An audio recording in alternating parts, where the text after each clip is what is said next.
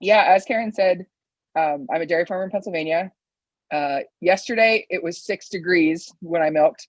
Tomorrow it's going to be 35. So by Wednesday, everyone will be sick, people and cows, because 30-degree temperature jumps don't do my calves any good. But I farm with my family. We milk around 260 jerseys. If you follow me on social media, jerseys are a big deal to me. Um, so I mean, I am I start all of these talks out with a disclaimer. I am first and foremost a dairy farmer. So I have no degrees or training or certification when it comes to mental health. Um, I still get a little um, I just completely lost the word. A little surprised, I guess, when people ask me to do these talks, because the only qualifications I have are that I've lived with it, and I talk about it quite a bit on social media. And the path I took to get there was kind of, I started a just dairy farmer. I came home to the home farm and felt like I wanted to do more, so I started a Facebook page to talk about dairy farming. Because I think dairy farming, I'm not putting down any other kind of farming, but dairy farming is a little more intense than most kinds of farming. It's 24/7, 365. We don't get summers off. We do all the crop work and everything, plus the milking cows on top of it. And, even a lot of other farmers don't know what we as dairy farmers do. And I'm not going to pretend I know what all of you guys do either, but um, so I started advocating online for dairy farming, just talking about what we do every day. And in the last 2 years specifically, for me, where it started was I like to write as well. I actually write for an online dairy magazine, Hordes Dairyman, if you know it. It's one of the longest running agricultural magazines in the country, actually. And I write for their online blog every other week. And I'm very particular about my words. And I'd had a feeling for a few months, something I wanted to write, but I couldn't quite put into words. And and I made a video and I called it Dear Struggling Farmer. And it just talked about how we were all feeling at the time. And this was almost 4 years ago now. And it's sad that we're still feeling this way. But, it just talked about how one thing goes wrong and then another thing goes wrong. And all of a sudden you realize you haven't, truly laughed in a couple of weeks. You haven't maybe left the farm in a month or more. Um, and you're just, that feeling just keeps, it feels like no one understands, but you need to be the strong one that, stays strong for everyone around you. And I issued a challenge to everyone who watched the video. I was like, look, if this is you, find me. If you're hurting, if you're struggling, I can't help you. I can't help you, but I can understand you because I feel it too. And I was completely unprepared for that because tens of thousands of people over 6 months found me. I got 50 to 100 messages a day for months of people just saying, I didn't even realize I was feeling this way until I watched your video. And it's exactly what I'm thinking. And that was when I knew that mental health in agriculture was a problem. And a few months later, I'd seen on Facebook a farmer in our region had committed suicide. And I didn't know him personally, but I knew a lot of people who did. And everyone's comments were the same. Like, he's the last person you would have expected it from. He was a township supervisor. He was I think a beef farmer in really good standing. He served on a bunch of boards, and everyone was so shocked. And when you don't know the person personally, you think about it and you think, oh, that's so sad. I feel bad for the family, and you kind of move on. Well, I couldn't move on, and I thought about it for a few days. And I came in and I sat down on my computer, and in 20 minutes, I'd written a 2-page article about um, how that felt and my experience with those feelings. And I yet again sent it to my dairy magazine editor, and I said, I think after I sent it, I regretted it because it was a pretty vulnerable article. But when that came out, and I had gotten so many comments and messages from people telling me that they had felt the same way, and that to hear someone else say it really helped them acknowledge that they had a problem and that they needed to work on things. That was when I realized I could be the one to talk about mental health. So I don't have a degree in this. I don't have anything more than a personal stake and personal experience. But what I found is that the more you talk about it, and the more others are willing to talk about it as well. And I think in agriculture, we're tough. We don't, you know, go to the doctor and we don't talk about our feelings. And if you have a problem, you kind of deal with it on your own. And that's kind of the old school traditional thinking. And I'm not saying there's anything wrong with that if it works for you, but I think when it comes to mental health, that doesn't work for a lot of people. And we've spent a lot of years burying that. And especially now with the pandemic and everything going on in the world, we need to change the way we deal with mental health. So one thing I wanted to talk about, and I don't, if I go way over, Karen, just like yell at me. The things I kind of want to talk about is struggling yourself with mental health versus helping someone else who is struggling, because they're two very different things. And starting with if you yourself are struggling, and this, I always say this is sad, and maybe it's not as sad as I think it is, but sometimes it's really hard to identify that you are struggling. I know I have that problem. Like, I don't know. I used to call it, I was in a funk. Like, I just didn't feel like myself. I was just kind of going through the motions, and you think, oh, when you call it that, when you say it's like, oh, you're in a funk, it doesn't sound that bad. You think, oh, I'll just pop out of it one day. Well, that's struggling. That's mental health. And I think it's really important that you have to identify it and you have to name it, because if you don't identify that you have a problem, you're not going to try to work to fix it. And I truly believe, very much believe, and this all started a couple years ago when I started talking about it out loud, that the best way to get through it is to talk about it. And I'm not saying anyone has to do what I do. I guess it's mental health advocacy online has really grown over the last few years. And I'm not telling you have to start an Instagram account and shout it to thousands of people. One thing I do personally is it's basically video journaling. I will literally video myself talking about how I feel or feelings I have had in the past when I was feeling my worst. And something about just saying it out loud. Sometimes I don't even watch the videos back. Sometimes I do watch the videos back. Some of those videos I end up posting. It kind of depends on how I feel, but just something about hearing myself say it out loud can really help me work through it. I know a lot of people like to write in journals.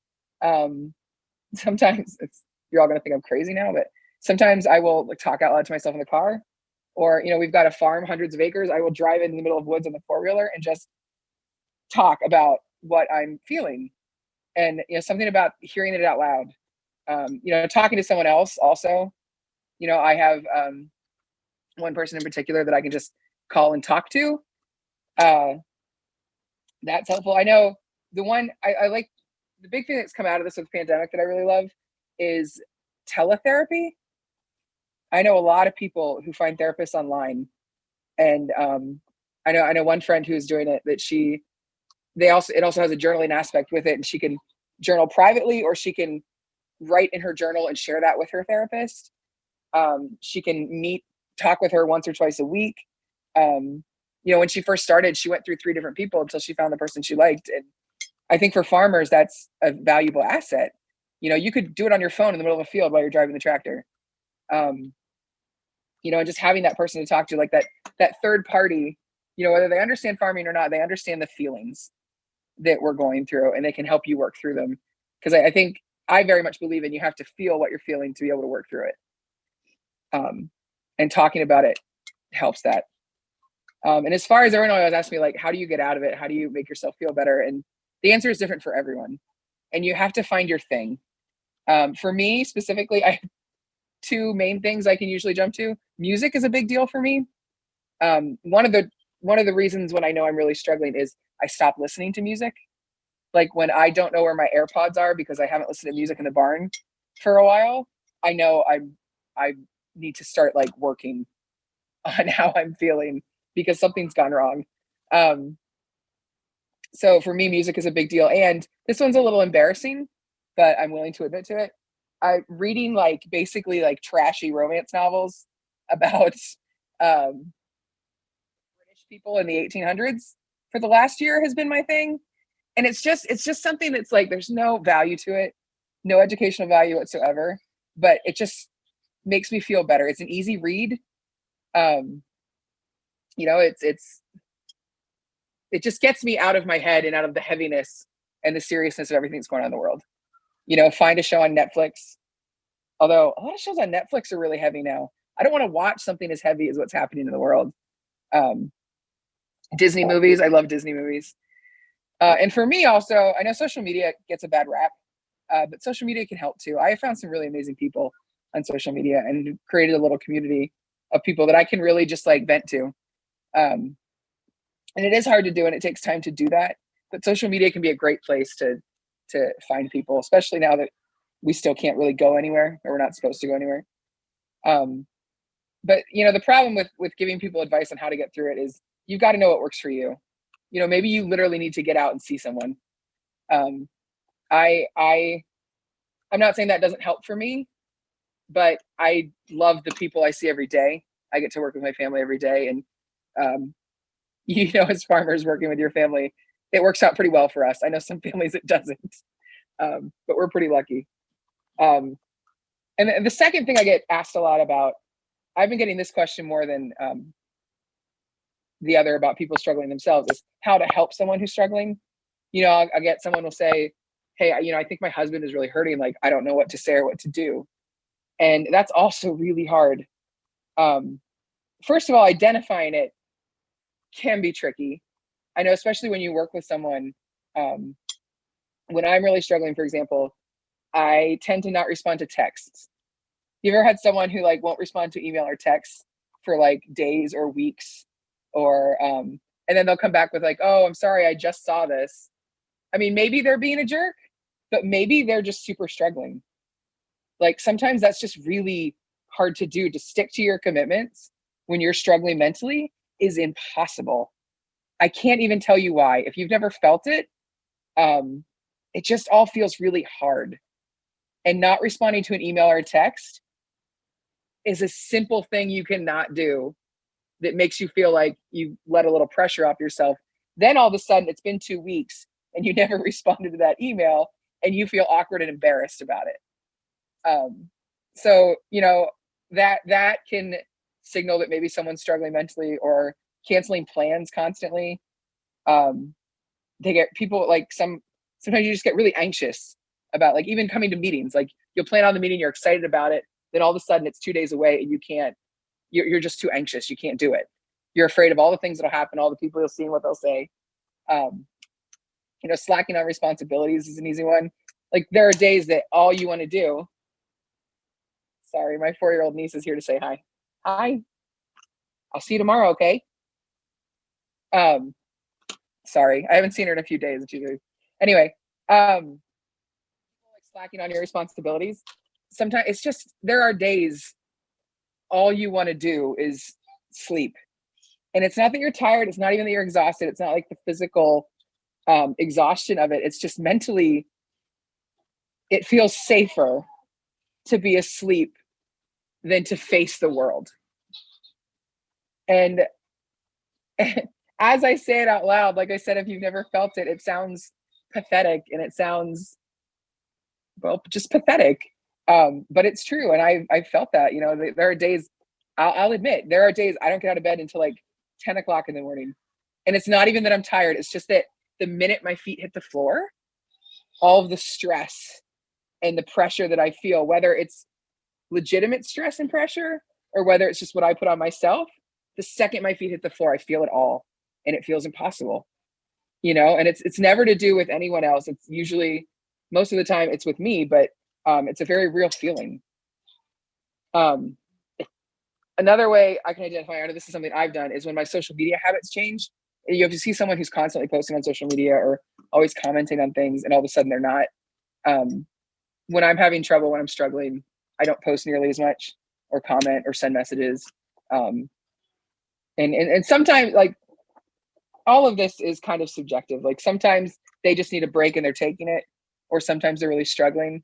When I see friends on social media taking a break, I just send a message like, hey, just haven't seen from you in a while, wondering if you're okay. And that's where it comes into the understanding and wanting to help people who are struggling. What's really hard with that is if you've never felt it yourself, it's really hard to know what to say. But I want people to know that it's okay to say, I don't know what to say, because sometimes I don't know what I need to hear or want to hear. But to get that message from someone that says, hey, I think you might be struggling. I just want you to know, I don't know what to say, but I'm sorry and I'm thinking about you, is enough. That doesn't mean I'm going to message them and vent all my problems or talk to them about it, but I know I can. Um, and that's something I've been trying to do online lately, is talking about how it feels to struggle or have depression or anxiety, and help the people that have never felt it understand how we're feeling. Because maybe if you understand how you're feeling, um, it's a little less awkward. But the key is, you just need to listen to them and be willing to feel awkward and uncomfortable, because all of this is awkward and uncomfortable. It's uncomfortable to say it. It's uncomfortable to hear it. Um, and the truth really is that you can't help someone who doesn't want help themselves. You can't force someone to talk to you. The more you push, the more they're going to retreat. And I always kind of equate it to like a drug addict. Maybe this is insensitive of me, I don't know, but I've known some people who've been addicted to drugs, and you can help them and try to help them all you want, but if they're not willing to get better, you can't make them get better. And it's the same with mental health. If they're not willing to talk about it and go get help, you can't force them to. They have to make the decision on their own. And it's hard to watch someone continue to struggle. But I mean, the best you can do is give them grace, let them know that you're there and you're thinking of them, and just try to understand, I guess, it feels like an awful answer, because you want, especially as farmers, we want to do things. We want concrete answers. We want to say, put this many pounds of fertilizer on this many acres. We want to, treat this cow with this drug. And that's not what mental health is. It's murky, it's uncomfortable, it's awkward. When you're feeling it, it's embarrassing, because there's not a direct answer to everything. But I think it's important we talk about it. And I know it's important we talk about it, because the stigma around mental health is really what's dragging us down. Because it's awkward and embarrassing, we are taught not to make people feel uncomfortable. It's not polite to be awkward and embarrassing in public. So we don't talk about the way we feel. And that leads to national news stories about how farming is one of the highest occupations, or one of the occupations with the highest suicide rate. When you see stories about farming, that's one of the stories that keeps reoccurring every couple of years. And it's because we're so isolated. It's because we feel so alone. And the thing about struggling is there are so many different reasons to struggle, whether it's because of the farm or family or other personal reasons. There's so many different reasons to be depressed right now in the world. I'll agree on that. But the feelings are often the same. So even if I'm struggling because milk prices are low and you're struggling because you're going through a divorce, what we're feeling, the feelings behind them, are pretty similar. And the way to fix that is also pretty similar. The more we talk about it, the more normal it becomes. And even if we don't want to do it for ourselves, I've been thinking a lot lately about our kids, kids and grandkids, and they take their cue from us so much in everything they do. And the less we talk about how we feel, the less they want to talk about how they feel. And that's not a healthy course for them to take. And I don't know. I guess I just want, like, as farmers, as isolated as we are, we all need to know that we're not alone. And social media is a great way for us to do that, I think. And meetings like this, actually. I don't do a lot of Zoom meetings, as you can probably tell by my lack of a good Zoom setup. But even if we can't meet in person right now, to be able to get together as people and talk about literally anything, I think is a big deal. So I don't know. I don't know if there's any questions. I don't know if there can be questions. Feel free to ask them if you want, if you have any. Oh yeah, I can talk about my just got a text from Karen. I started a project online. It's been a couple years now. I'm really awful at remembering dates and times. I call it Secrets of Ag. And I based it off of a program, a project by a man named Frank Warren. He started it in like 2005 called Post Secret. I don't know if anybody's ever heard of that. Um, it's it's a giant community project he started where he asked people to write postcards, put their secrets on them, and mail them to him. And the secrets range from like, is something as small as like, I don't know, I pee in the shower, to something as big as I was molested by my uncle when I was 7.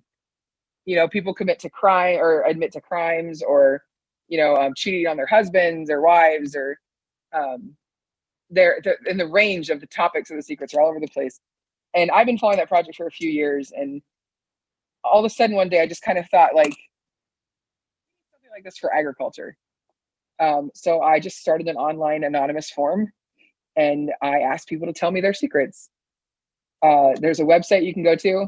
It's not a proper website. It's like a Google form thing. But the only thing I ask, I make it clear that if you share your secret, you give me permission to share it, unless you say otherwise, to share it in whatever way I see fit. And I ask people to tell me their secrets. You don't have to give me your name. I don't need any contact info. You write whatever you want in that box. And I was going to reshare them once a week. And I did for a while. Eventually, I haven't shared one in a while. I've been thinking the last week, actually, that I want to start sharing again. Because also one thing I've learned is you can't help other people if you're not okay. You need to be able to take that break. And I needed to be able to take that break. But I have received almost over 400 submissions, 400 secrets. And they're all kind of heartbreaking. I'm trying to find someone. I've got my phone here. I have a few saved.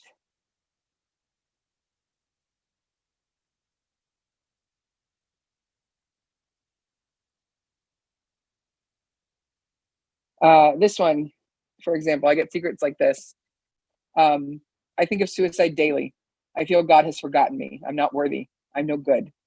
I try online like Instagram, but people don't see me. I will never understand what it is about me that makes me so unlovable, but I feel desperate. I'm holding on to such a thin rope. The way people write these secrets, I've gotten that general secret multiple times, but the way people write them changes every time.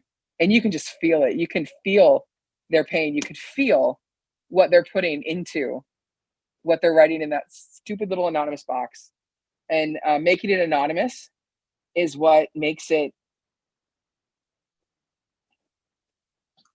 real. It takes away the consequence for people. And I believe I'm getting real secrets. And I've had a few people message me after I posted their secret and admitted that it was theirs, and tell me, even that nobody knows it's them, to see it out there in the public and see the people with their encouragement and support and their comments back on their own secret feels like a weight is lifted off their shoulders. Even though nobody knows it's them, it feels like they took the power away from that secret. I have another one here, a couple others here I can share. This one didn't really break my heart, but it was one of the first ones I got, and it really made me like take a step back, like, dang, and reevaluate myself. I'm tired of defending an industry that also screams at me as their field rep. I don't make milk price, and I'm trying to spread the good you all do. Back off. And back off was written in capital letters. And I read that secret and I sat back and I thought, dang, man, as a dairy farmer, like, I know we do that. Like, we don't leave the farm much. So I know, our nutritionists and our veterinarians and our, semen salesmen come to us, and, they're our friends. We've dealt with them for years, and we vent to them. And it really just made me sit back and I thought, dang, we need to do better. Venting to them, we don't mean to be blaming them, but that's how it comes out. And it, I think it made a lot of farmers realize that it's not just farmers struggling in this industry. You know, a lot of times we feel like we're at the bottom of the barrel, and maybe we are, but I think sometimes we take on that role of victim and think we're the only ones. But that's not true. And the other one I get a lot of goes something like this. I feel guilty that I'll be the very first generation to not take over the farm. My dad's family has farmed in the area since the early 1800s. It ends with me. I get that one a lot from young people. That, and then the alternative of young people who want to farm, but their families won't let them, especially dairy farming, because it's just so hard right now. And it doesn't feel like it's getting better. But, you know, I mean, I get all of the secrets I've, the variety and the magnitude of these secrets shows how much we're hurting. And I think one thing we also do as farmers, and maybe it's just me being online and maybe this is all in my head, but I think we kind of put ourselves on a pedestal. I'm not saying we think we're above everyone, but we put ourselves on our own lonely pedestal of we work harder than everyone else. You know, the rest of the world's over here and we're all the way up here. And we isolate ourselves socially almost, you know, and I think sharing these secrets, not just to show people in agriculture that we're all struggling and that we're all together and not alone. I think it also shows consumers, like non-farmers who follow us, that we're also human. You know, sometimes I'll share a secret and they'll say, wow, I had no idea that you guys dealt like this. Like farmers seem like the perfect, wholesome, you know, traditional drink a glass of milk every night around the dinner table kind of deal. You're like, well, yeah, we can be that, but it doesn't mean we don't deal with all the problems that the rest of the world does too. And it's been, like I said, I haven't shared a secret in a few months because I had to take off from me because it's heavy. You know, I've read every secret more than once, and it's a lot. It's like taking on a little piece of that person's pain and hurts. And I wasn't fully prepared for how much weight that would put on my shoulders. But it's literally been a life-changing project to talk to people, and not just the people who submit the secrets, but when I share a secret, others will come back to me and say, wow, I didn't write that, but I could have, like word for word. And seeing someone else's secret out there that's the same as theirs makes someone feel like they're not alone. So yeah, it's been life-changing.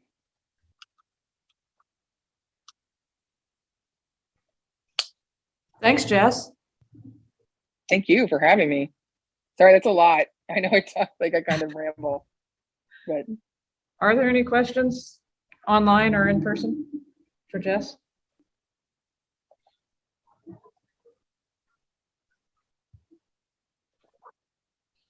can put them in the chat, or do you have contact information?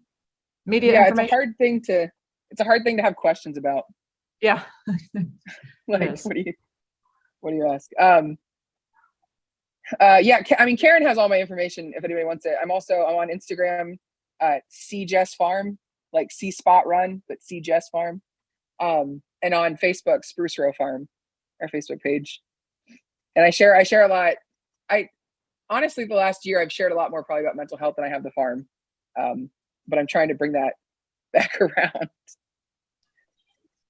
So she has my email address too, if anyone would like that. Yes.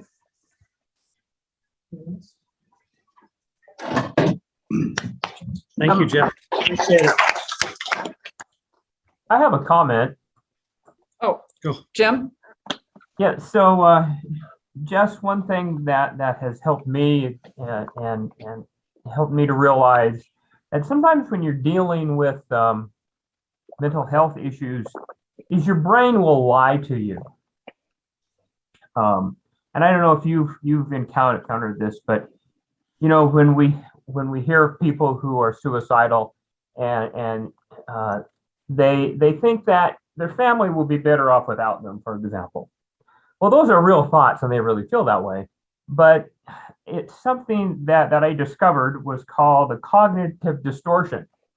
And so, it's really helped me to realize that sometimes when I have these feelings that are stress induced, perhaps, is that, yeah, I might feel this way, but it's actually not true. And that's a coping mechanism that I found to be pretty helpful. Yeah, I've just recently in the last month or two, I used to talk a lot about how I used to feel. Like my depression really started back in high school for like not farm related reasons, but I used to talk a lot about what I thought and what I went through and how I felt and went through it. And then the last few months I've been talking more about how I feel now. And that's one thing I've been talking about a lot, like the lies our brains will tell us and how easy they are to believe, because you think like, why would my own brain lie to me? But yeah, that's 100% true and scary, because once you start to feel like the world would be better off without you, that's when things get really dark.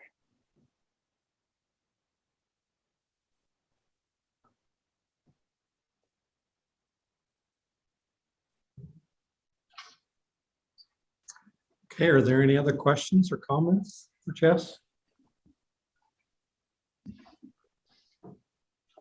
I think one of the things I've learned over the last 6 months is it's okay not to be okay too, and to reach out to others. We kind of all have this feeling that we're super and we shouldn't have these problems, but I think each and every one of us does have some issues. So If you're not struggling a little bit right now, you're not human. yeah. Uh-oh. And I do think too, it's pretty important for us to ask each other how we're doing and not just let them say, okay, to really try to get into their soul or what they're really feeling. Is ask more than once to your family and how are you doing and what's going on in your world. So, and I can't stress enough that like if you think someone else is struggling, admitting that you're struggling opens that door for them. It lets them know that it's okay that they can admit it too.